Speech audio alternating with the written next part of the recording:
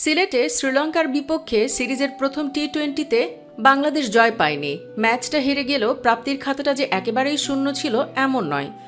দীর্ঘদিন পর টি-20 দলে ফিরে ৩১ বলে ৫৪ রানের দুর্দান্ত ইনিংস খেলেছেন রিয়াদ। তার চেয়েও দারুণ খেলে ৩৪ বলে ৬৮ রানের ইনিংস খেলেছেন তরুণ জাকির আলী অনিক। আর এমন একটা ইনিংসের পর স্বাভাবিকভাবেই সংবাদ সম্মেলনে ডাক পড়ে বিপিএল মাতানো এই তরুণের।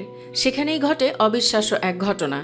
সংবাদ সম্মেলনে তাকে প্রশ্ন করার জন্য উপস্থিত ছিলেন স্বয়ং তার বড় বোন আর ছবি তোলার জন্য দুলাভাই, মানে বোন ও বোন জামাই দুজনেই সাংবাদিক।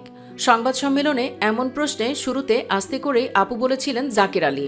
এরপর পেশাদারদের মতোই তার জবাব, আমি সবসময় এ মাঠে খেলতে পছন্দ করি, এ মাঠেই আমার প্রথম শ্রেণীর ক্রিকেটে অভিষেক, আমি এ মাঠের উইকেট আর কন্ডিশন সম্পর্কে ভালো জানি, তবে সবকিছুই ভালো লাগতো যদি আমরা ম্যাচটা জিততে পারতাম। প্রশ্ন এবং উত্তরের মাহাত্ম্যটা বেড়ে গেল সাংবাদিকের পরিচয় জানার পর।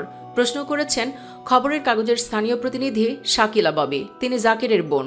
শুধু তাই নয়, ছবি তুলছিলেন মামুন হোসেন, তিনি আবার জাকিরের দুলাভাই। নিজের বড় বোনের প্রশ্নের জবাব দিতে কেমন লাগছে এক সাংবাদিকের এমন প্রশ্নে জাকিরের উত্তর, উনি নিশ্চয়ই নিজের ভাইকে নিয়ে খুবই গর্বিত, তাকে দেখে খুব খুশি মনে হচ্ছে, আল্লাহর ইচ্ছেতে সবকিছু হয়েছে। পরিবারের সামনে এভাবে ৩৪ বলে ৬৮ রানের বিস্ফোরক ইনিংস খেলে উচ্ছ্বসিতই ছিলেন জাকির। সংবাদ সম্মেলন শেষে তার বোন ববি জানালেন, সবাই বলে জাকিরের আবেগ নেই, ও এরকম ছিল না। ২০১৭ সালে বাবা মারা যাওয়ার পর ও জানি কেমন হয়ে যায়, নিজেকে গুটিয়ে ফেলে। ওর সব মনোযোগ এখন ক্রিকেটে। দীর্ঘদিন পর সুযোগ পেয়েই প্রথম ম্যাচে এত ভালো করায় নিশ্চয়ই কিছুটা খুশি এখন ও। ববি এখন সাংবাদিক হলেও একটা সময় ক্রিকেট খেলেছেন হবিগঞ্জে, ছিলেন হবিগঞ্জ জেলা নারী দলের অধিনায়ক। তাদের বাবা শওকত আলী ছিলেন অ্যাথলেট। ৫ ভাই বোনের পরিবারের মধ্যে ৪ জনই খেলাধুলা করেছেন। জাকিরের স্ত্রী নাফিসা তাবাসসুম জাতীয় পর্যায়ের আর্চার। বাবা না থাকলেও বোন দুলাভাই আর ভাগ্নি চোখের সামনেই দেখেছেন জাকিরের ব্যাটিং তাণ্ডব। দর্শক, জাকিরের পরিবারের সবাই আছেন, একমাত্র বাবা বাদে।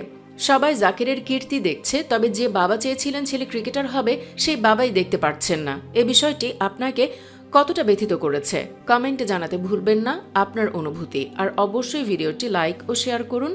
ধন্যবাদ সাথে থাকার জন্য।